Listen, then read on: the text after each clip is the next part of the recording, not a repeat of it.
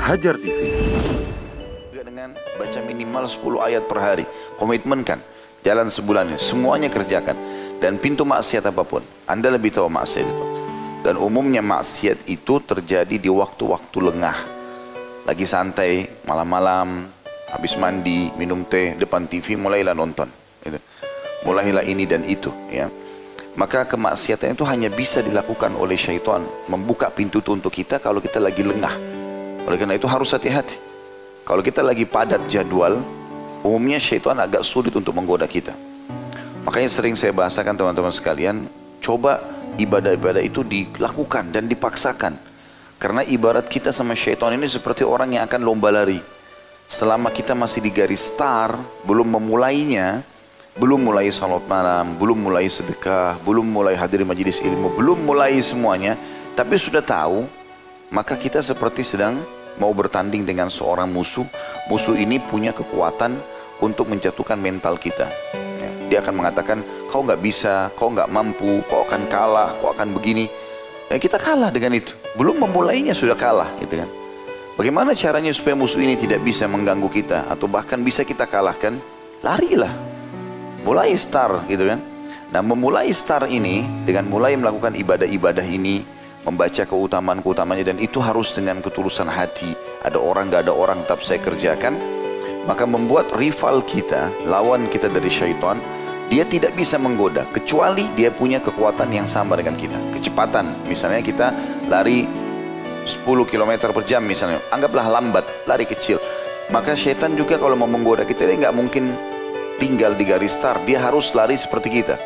Itu pun kalau dalam kondisi orang sedang lari, rival itu nggak bisa. Kadang-kadang apa yang dia lemparkan dari kata-kata untuk menjatuhkan mental kita, itu bisa sampai bisa enggak.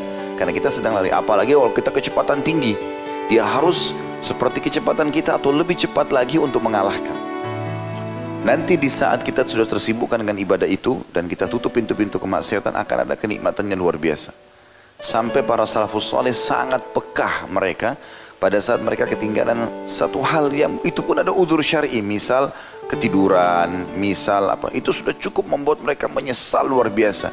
Karena mereka faham sekali luput amal soleh ini, maka akan terus tercatat ibadah yang luput sampai hari kiamat. Misal tadi subuh ada yang tidak sholat di masjid, anggap dia punya udzur syar'i. Kita tidak bicara orang yang tidak punya udzur syar'i, orang yang punya udzur syar'i. Kita bicara sekarang kepekaan iman. Orang punya udzur syar'i, misal dia ketiduran, udzur syar'i. Dia bangun, sudah selesai sholat berjamaah di masjid.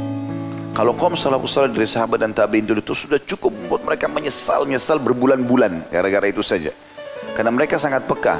Di buku amalnya akan tercatat di hari itu, sholat subuh itu tidak dikerjakan di masjid. Walaupun ada udzurnya. Dan itu tidak bisa diubah sampai hari kiamat. Kita akan temukan di buku amal. Sekali luput ibadah itu maka selesai. Dan ini butuh kepekaan. Itu ada di tangan kita.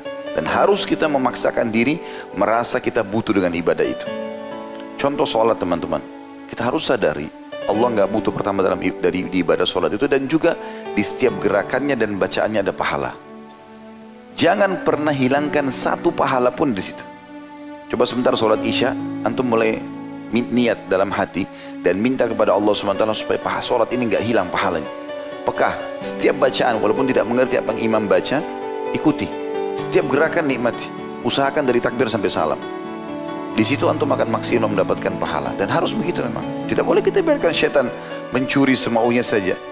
Oh nggak apa-apa nih, saya menghayal dan seterusnya. Itu dari syaitan. Dan ini semuanya juga akan ada kemaksiatan. Kata sebagian ulama salaf, kalau seandainya seseorang itu coba menjaga hubungannya dengan Allah, dan kita akan baca nanti banyak statement para ulama salaf berhubungan dengan masalah itu, maka nanti dia kalau menjaga hubungannya dengan Allah SWT akan muncul kepekaan dalam ibadah itu. Artinya ada ruhnya, ada maknanya, sehingga muncullah kehusyuan dan kenikmatan tersendiri. Bahkan nanti sampai pada tingkat kita membenci kemaksiatan. Apa yang orang itu buat? Kenapa dia melanggar? Muncul itu karena kita sudah pekah dalam masalah-masalah seperti ini.